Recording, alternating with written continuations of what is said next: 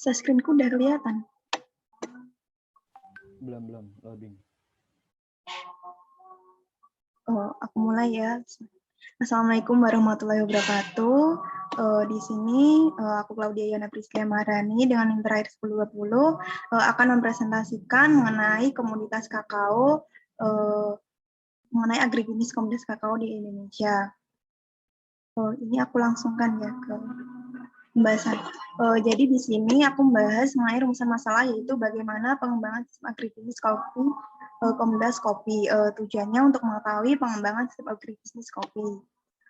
Untuk tinjauan pustaka atau untuk beberapa yang dibahas dalam makalah ini, yaitu yang pertama itu komoditas kopi. Menurut Raharjo 2017, kopi merupakan komoditas perkebunan yang memiliki nilai jual yang tinggi di antara tanaman perkebunan yang lain.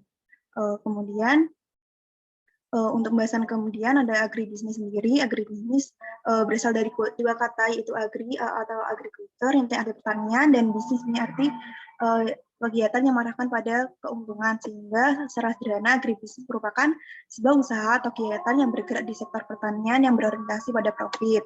Dalam subsistem agribisnis ada subsistem hulu, subsistem usaha tani, subsistem hilir, dan subsistem penunjang, serta ada subsistem pemasaran. Kemudian ada usaha tani. Usaha tani merupakan pemanfaatan sumber daya yang tersedia dengan melakukan pengolahan berupa budidaya yang berfokus pada kegiatan tertentu untuk mencapai tujuan, yaitu menghasilkan produk pertanian.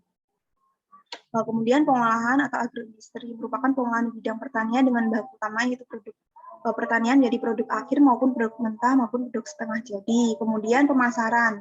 Pemasaran merupakan sebuah kegiatan penyaluran produk atau jasa dari tangan produsen primer hingga ke tangan konsumen akhir, dengan di dalamnya melibatkan berbagai lembaga pemasaran. Kemudian langsung ke pembahasannya, yaitu komoditas kopi Indonesia itu ada 3 jenis, yaitu yang berkembang, yaitu ada kopi Arabica, kopi Robusta, dan kopi Liberica.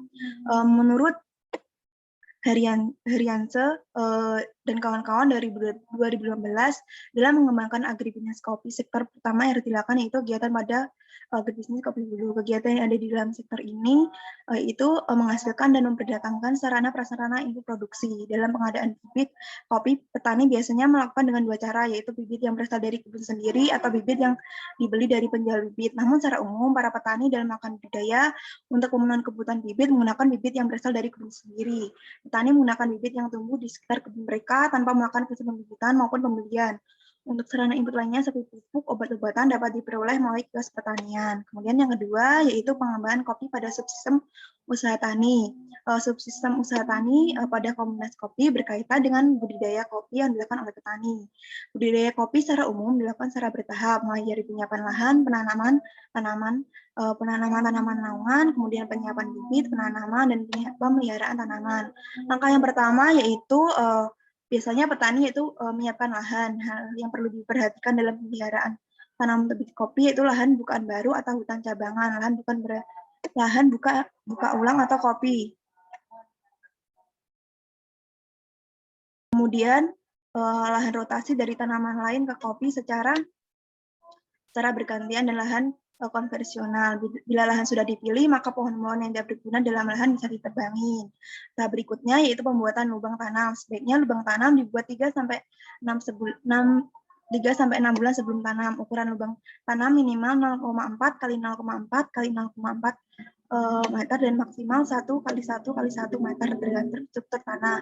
Pada tanah yang mempunyai lapisan atau tanah berkerikil dapat dibuat lubang dengan ukuran 0,5 x 0,5 x 0,5 meter menurut UMAN tahun 2014.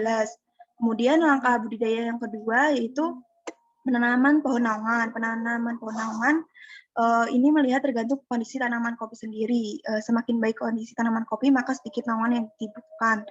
Tetapi ketika kopi dalam keadaan buruk, maka banyak pohon naungan yang harus ditetapkan. Langkah budidaya yang ketiga yaitu penyiapan benih. Benih kopi yang dipersiapkan kemudian dipindahkan ke kebun bibit, yaitu ketika memasuki 7 sampai 9 bulan dari persemaian.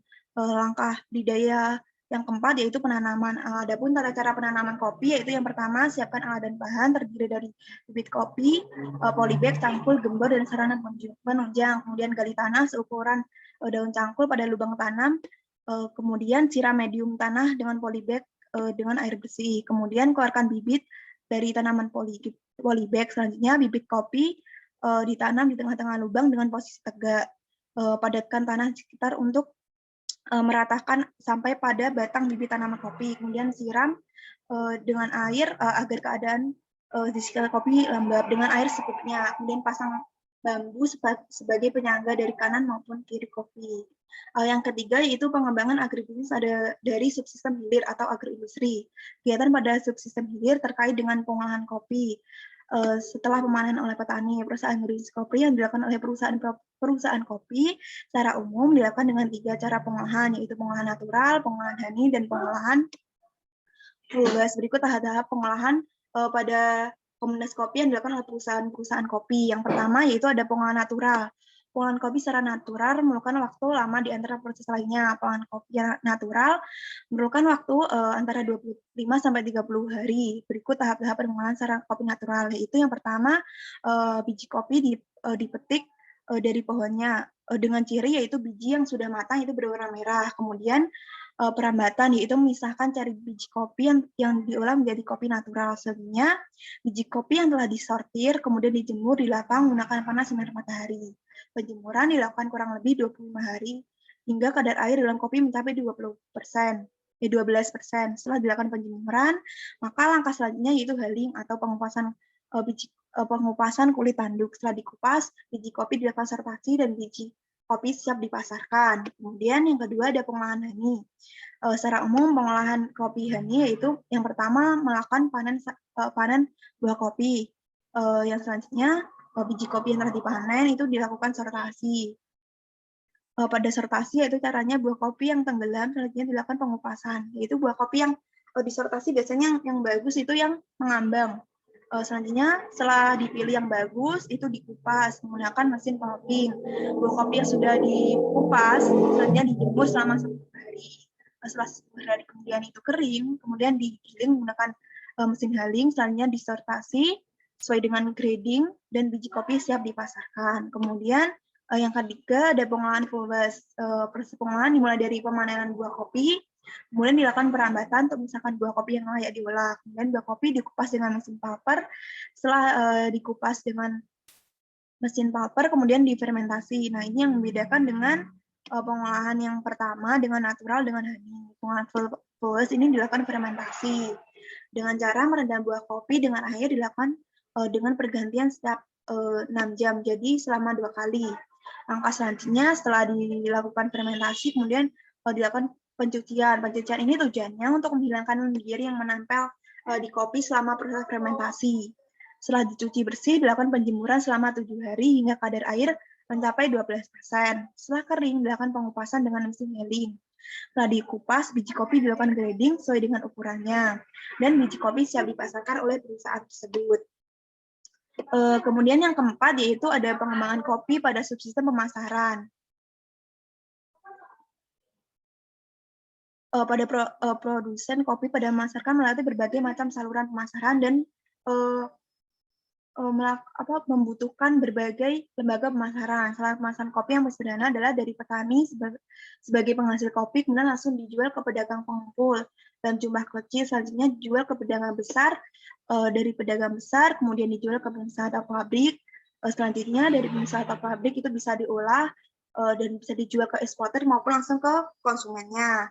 Di sini ada beberapa 3 saluran pemasaran yang biasanya umum atau sering dilakukan oleh produsen atau petani sendiri, petani kopi itu sendiri, yaitu yang pertama itu ada petani langsung ke pedagang pengumpul, kemudian ke eksportir, kemudian yang kedua petani pedagang pengumpul, pedagang antar kota eksportir, kemudian petani pengumpul, pedagang antar kota dan eksportir. Menurut Baraharjo tahun 2012, petani kopi dalam memasarkan kopinya ada berbagai macam berdasarkan internasional coffee Agreement tahun 2001 disepakati nama dan bentuk kopi yang diperdagangkan secara internasional, yaitu ada green coffee atau kopi hijau, kemudian red coffee atau cherry, Kemudian buah kopi kering, kemudian ada parch kopi atau kopi sangrai, ada roasted coffee, kopi sangrai, dan ada descafeinated coffee, kemudian ada liquid coffee, dan ada kopi dapat laut. Sekian presentasi mengenai Komunitas Kopi. Saya kembalikan ke teman-teman. Apabila teman-teman ada pertanyaan, silahkan. Saya mau nanya. Halo. Ya, silahkan. Halo, Klau. Iya, Vin, silahkan. Halo. Halo. Suaraku kedengeran, tak? Suaraku kedengeran, tak ini? Dengeran, Vin.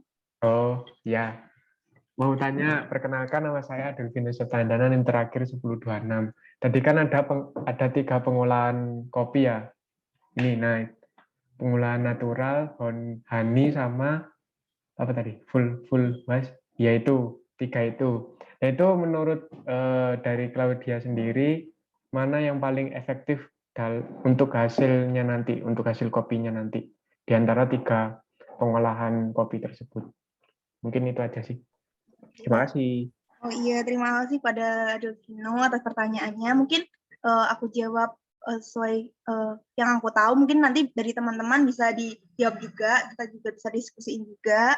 Kalau menurut aku, dari beberapa yang pernah aku baca, dari ketiganya, natural, honey, maupun fulvus, itu yang paling baik fulvus. Kenapa paling baik fulvus? Karena di sini dilakukan proses fermentasi. Karena berdasarkan yang aku baca itu, mutu dari kopi di Indonesia itu kan masih rendah. Hal itu diakibatkan kenapa? Karena petani di Indonesia itu kayak mengabaikan proses fermentasi. Padahal di pasar internasional atau eksportir itu yang dibutuhkan itu kopi-kopi yang dilakukan fermentasi. Kenapa yang dibutuhkan kopi fermentasi? Karena kalau biji kopi itu lebih difermentasi lebih dahulu, itu rasanya maupun rasa, aroma maupun mutunya itu lebih baik gitu.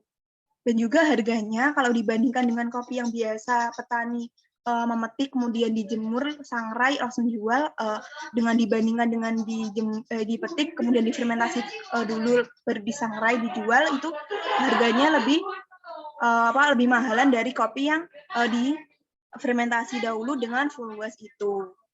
Begitu. Mungkin dari teman-teman yang lain, dari Riko, Aldi maupun dari Aski, ada mau tambahan?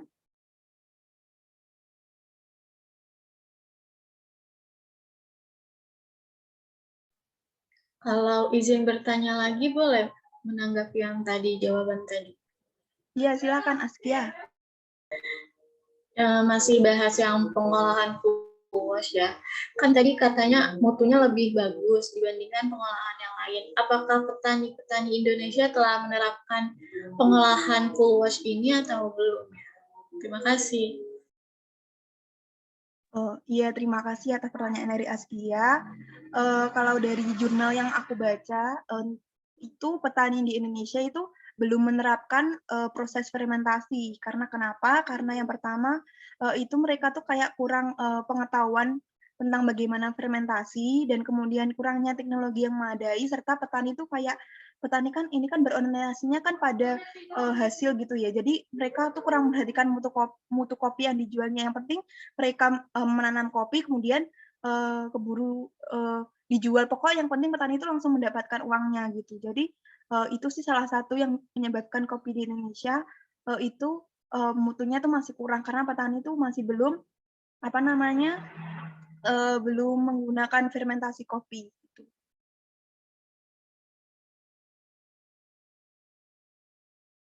Baik, terima kasih Claudia. Iya, sama-sama. Mungkin dari yang lain ada tanggapan lagi atau ada pertanyaan? Boleh bertanya. Ya, silahkan Riko. Saya pernah baca di suatu artikel tuh ada bunyinya ketinggian lahan kopi ini menentukan cita rasa. Nah itu kenapa bisa begitu? Terima kasih.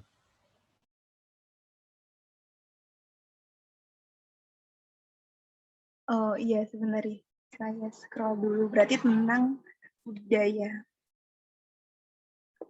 Kalau setahu saya yang pernah saya baca juga itu kan ada syarat tumbuh dari tanaman kopi sendiri kan salah satunya ketinggian. Kalau ketinggian kan di situ kan ada beberapa faktor yang mengaruhi ya, seperti adanya apa namanya tekstur tanahnya. Jadi kalau tekstur tanah dari ketinggian di daratan rendah maupun daratan tinggi itu kan pasti berbeda dan kemudian itu ada suhu juga, suhu udara dan cuaca serta iklim kan antara daratan rendah sama daratan tinggi, dataran tinggi itu kan berbeda. Jadi itu sih yang mengaruhi gitu. Bagaimana ada saran atau ada tambahan atau ada sanggahan?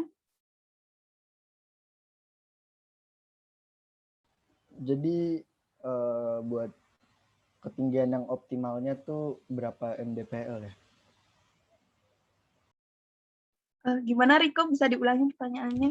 Agak Ketinggian optimal dari budidaya kopi ini tuh yang biasa petani Indonesia tanam tuh biasanya yang berapa ketinggiannya gitu.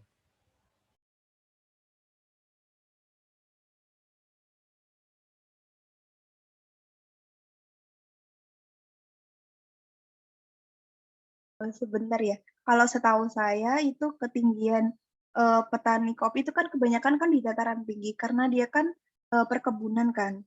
Untuk apa namanya untuk berapa ketinggiannya mungkin sebentar.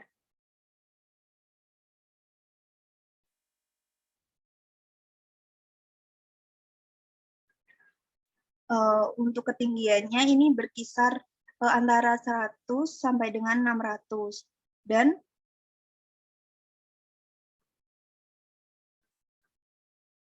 ketinggian tempat ini kan ada yang 100 sampai 600. Iya, ini untuk kopi robusta, kemudian ada kopi arabica dan liberica ada 1000 sampai 200. 200 mdpl. Kemudian untuk apa namanya? Untuk cuaca juga ini kan juga mengaruhi. Nah, untuk cuaca ini kan pastinya kan sekitar 21 sampai sekitar 24 derajat Celcius gitu. Gimana nanya, Riko?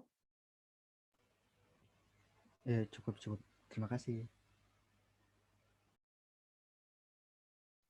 Iya, mungkin yang lain.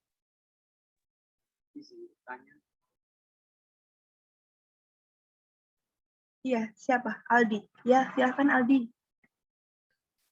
Kan tadi di makalah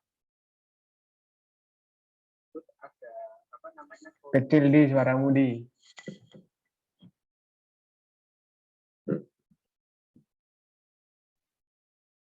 kan tadi di makalah itu kan ada kopi kafein, kopi yang rendah kafein. Itu bagaimana cara menggunakan kopi itu rendah kafein? Bisa diulangi, soalnya kecil banget suaranya.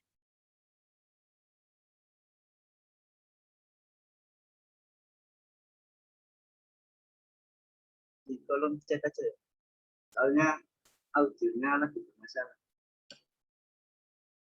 Ya, silakan.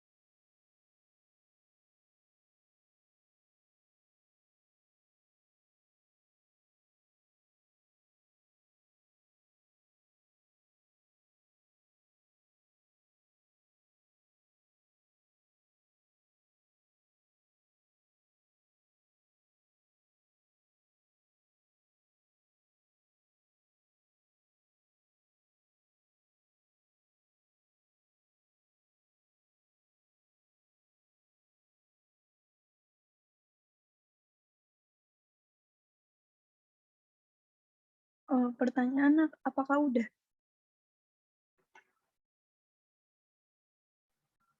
Bentar,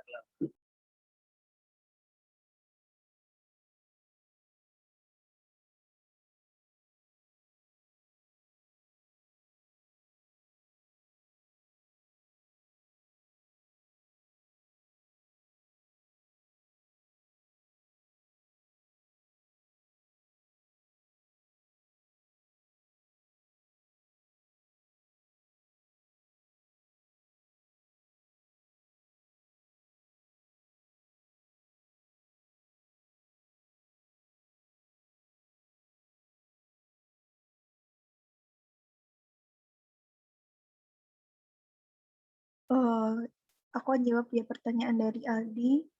Di makalah tersebut dijelaskan ada jenis biji kopi yaitu dekafein. Lantas bagaimana cara pengolahan agar biji kopi tersebut rendah kandungan kafeinnya?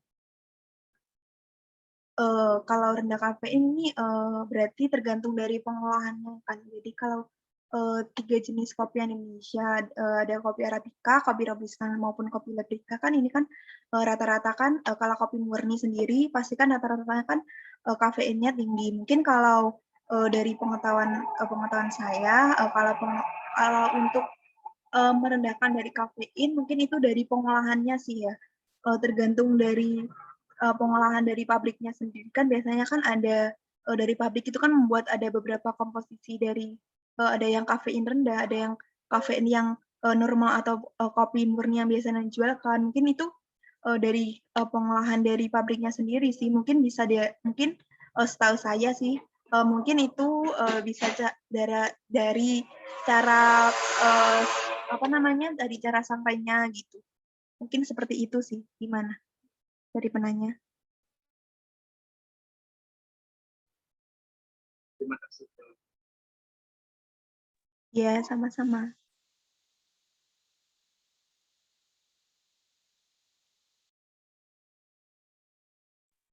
Mungkin ada yang ditanyakan lagi.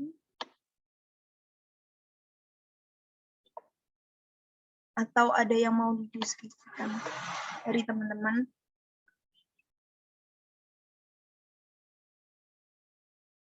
Cukup kayaknya. Kalau aku, nggak tahu kalau teman-teman. Sudah cukup loh. Oke, sudah cukup ya. Kalau sudah cukup dari teman-teman, aku akhiri presentasi dari saya dari mengenai komunitas kopi ini. Apabila ada salah maupun ada kekurangannya, saya mohon maaf.